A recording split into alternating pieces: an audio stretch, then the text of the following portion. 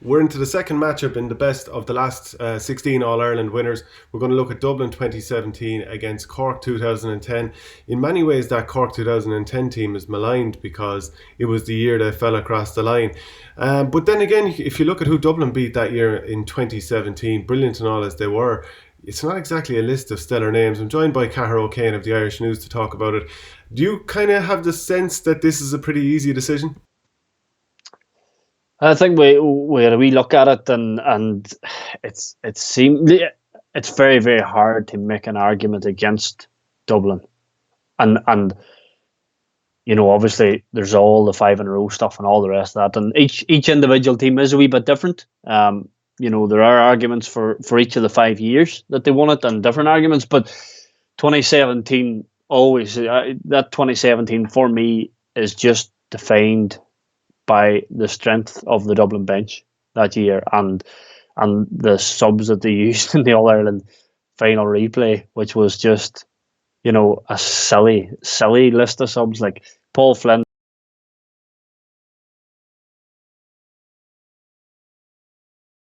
subs like that.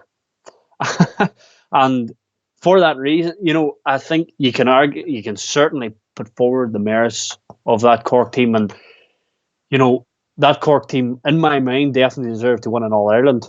People will try and demean 2010 because of the way the season fell, but over the course of 6-7 years, they beat on the door, and people talk about the Mayo team of now deserving to win an All Ireland. I still feel that Cork team deserved the All Ireland that they got more than the Down team that they beat in the final, because Down came single year, went away again, and. Even though this Cork team didn't play its best stuff in in 2010 and probably didn't beat too many leading lights, from 2006 to 2009 they were brilliant. So the players that did win it ultimately were brilliant players, even if they weren't quite at their very best, and that does count against them here. Like, we are talking about an awful lot of brilliant players here, aren't we? Absolutely, and we're almost bending our own rules a wee bit in terms of we're giving the Cork players the 3-4 years before and the 4 or 5 years after, and we're taking Dublin solely on 2017 because Cork only won the one All Ireland. But look, so that team was full. Like, I even looking back yesterday, like looking at their half back line.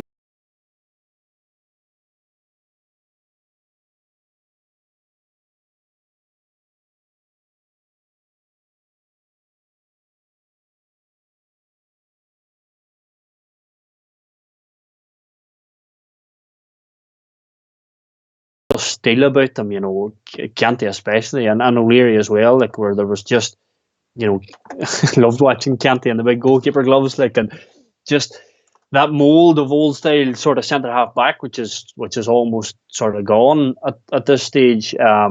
He was kind of one of the last of them, and a real stopper, like a real just a top class defender, and like that Cork, and then obviously the attacking quality of Gould and O'Connor, all the rest, and they were a very, very good side to watch. Like, this is actually one of the few videos where we'll discuss two All Ireland winners and go and probably sort of think both of them are compromised in a way, in the sense that they're both really, really good teams, but Cork weren't at their best to win it, and Dublin probably never really massively had to get out of second gear to win theirs. So we don't know what the capacity of them was that year. I just before I let you in there, just to run through the teams that they played that year. Cork lost their Munster semi-final to Kerry. Then they beat Cavan, Wexford, Limerick, Roscommon, Dublin. Dublin had the late collapse, and Down. So in the final, Dublin in 2017, they beat Carlow, Westmeath, Kildare, Monaghan, and Tyrone. So it's not as if either of these teams were beaten, the very, very best at their best en route to winning these All Irelands.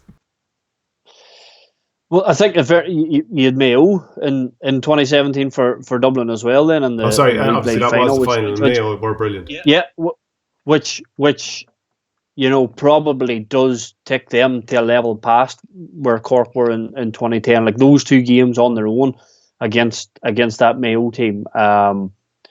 You could argue that Dublin were definitely fortunate that year, but how fortunate does a 5 in a row team get as well? Because there were days when they weren't brilliant, football wise, but their strength of character and all the things that we know about them and their ability to just not get beaten became their strength on those days when they weren't brilliant. So, I think their package is just a wee bit stronger. You'd probably have to look at the influence of Diarmuid Connolly for turning that game in 2017. It was a surprise to see the likes of Owen O'Gara started that day, and you mentioned the impact of the bench. But Diarmuid Connolly, that was the season where he was suspended for 12 weeks for pushing Kieran Brannigan that day against Carlow. But what an impact he had. But to be fair, if you go back to Cork in 2010, this is a team that had been under so much pressure for not winning All-Ireland. And if I remember correctly, 3 points down at half-time and they still came through. In the All-Ireland final?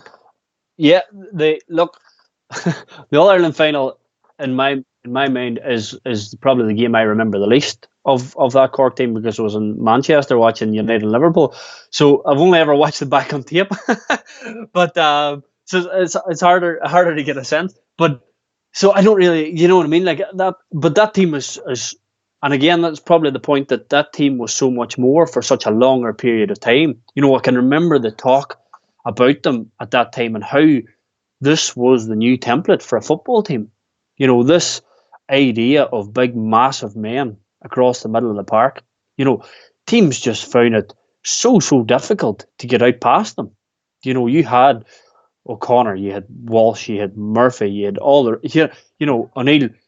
They were just a huge big team around the middle of the park, and then they had the wee dashes of quality everywhere else. And it just seemed that I can remember. I think it was Joe Brawley saying after they'd won it that this Cork team wasn't going away. They were going to dominate football, and the challenge for everybody else was to find big monsters to play in the middle of the field who could compete with them. I would say the problem with that Cork team is that some of those guys, they've been on the road for a long time.